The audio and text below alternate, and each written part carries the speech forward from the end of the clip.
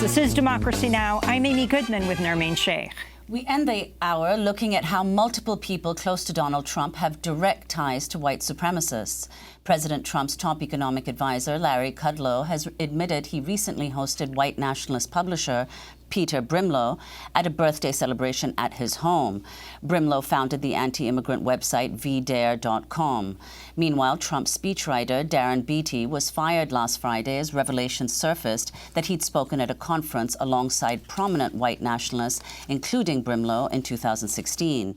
Beattie was a panelist at the H.L. Mencken Club Conference, an event the Southern Poverty Law Center calls a gathering of, quote, white nationalists and pseudo-academic and academic racists. For more, we go to Montgomery, Alabama, where we're joined by Richard Cohen, president of the Southern Poverty Law Center. Welcome back to Democracy Now!, Richard. Talk about these latest developments.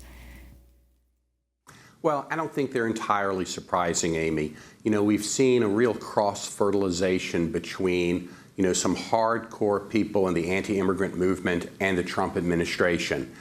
Jeff Sessions, Stephen Miller, and now these revelations. So it's a reflection of Trump, his policies, and his heart.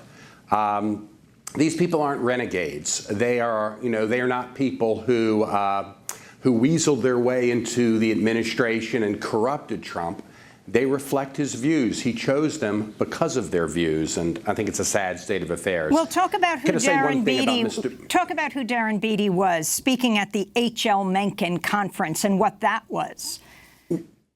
Sure. The H.L. Mencken conference is, kind of an incubator or for alt-right ideas.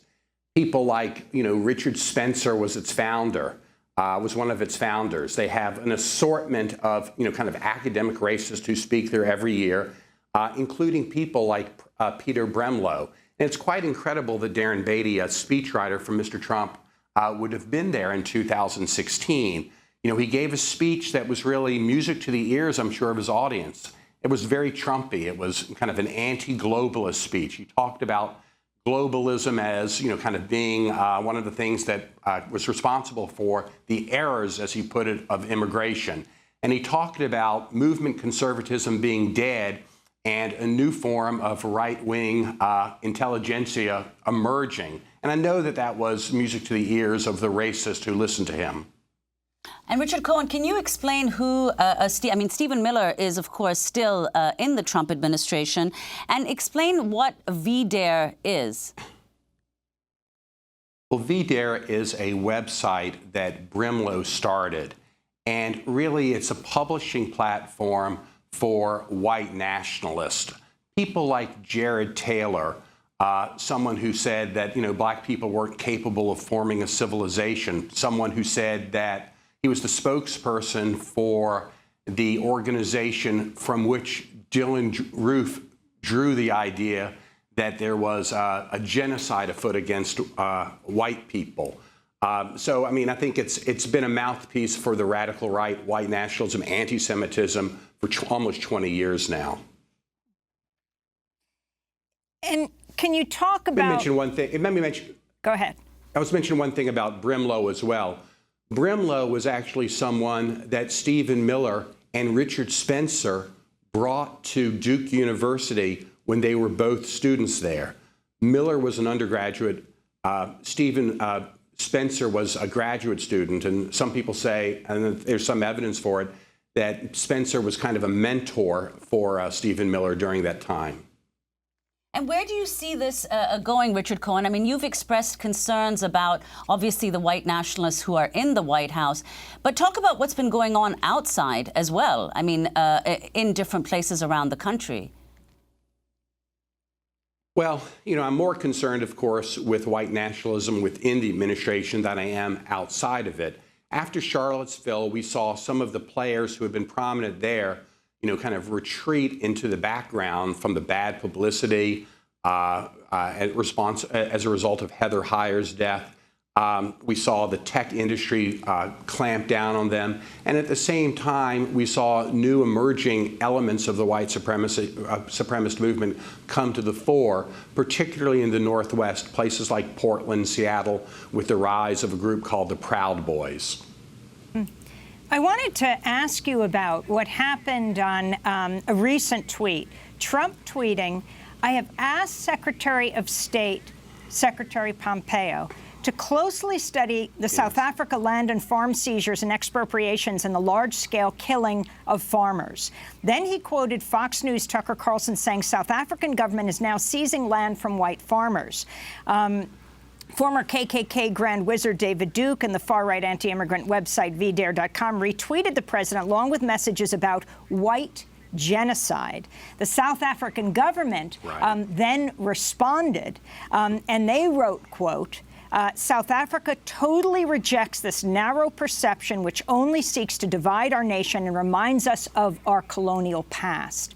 Again, this coming just after Trump's speechwriter fired after it was revealed he'd spoken at a white supremacist conference. Talk about this latest attack on South Africa and what it means. Well, look, Trump has a history of tweeting racist themes, racist ideas. The idea that he would pick out South Africa from all the countries that have problems in the world is quite incredible. You might remember Dylan Roof, the person who massacred 9 people in a church in Charleston, had the emblem of the former South African regime on his coat, as well as the emblem of the former regime in Rhodesia. And of course, he believed that there was a white genocide afoot. So Trump tweeting this kind of thing is, again, really playing into the hands and energizing the radical right, as evidenced by the tweets of people like David Duke that you mentioned. And of course, he tweeted this right after there was a segment on Fox News. Finally, we just spoke with Professor Johnson in North Carolina, the only African-American woman dissenting vote on keeping the Confederate monuments on this first anniversary of the white supremacist rally in Charlottesville. And the vote to keep these monuments. You've done so much work at the Southern Poverty Law Center on the significance of these monuments. And they voted to keep these monuments on the Capitol grounds in North Carolina 2 days after the students at UNC toppled the Confederate monument there, Silent Sam. Yeah, there are probably about 1,500 Confederate monuments, markers, even some Army bases named after Confederate generals. And it's really, the country needs to come to terms with this racist past. I mean, these monuments were raised or erected as basically a celebration of white supremacy at the turn of the last century, and then again during the height of massive resistance to desegregation in the 50s and 60s. They ought to come down. There are even 10 U.S. military bases, as you point out, named for Confederate military heroes, so-called. And these people were treasonous folk. They were fighting against the United States. And the idea that we name military bases after them is incredible. And of course, it's a reflection of the power of the Southern senators in a bygone era. We want to thank you very much for being with us. Richard Cohen, president of the Southern Poverty Law Center. That does it for our broadcast. A very happy birthday to Julie Crosby. Democracy Now! Has a job opening for a full-time broadcast engineer here in our New York City studios. Find out more at democracynow.org. Democracy Now! Is produced by Mike Burke, Renee Feltz, Carla Wills, Laura Gottesdiener, Sam Alcoff, John Hamilton, Robbie Karen, Honey Massoud, Sharina Nadura, Nat Needham, and Libby Rainey. Mike DeFilippo and Miguel Noguera are our engineers. Special thanks to Miriam Barnard, Becca Staley, Julie Crosby, Hugh Grant, David Prude, Ariel Boone. I'm Amy Goodman with Nermeen Sheikh. Thanks so much for joining us.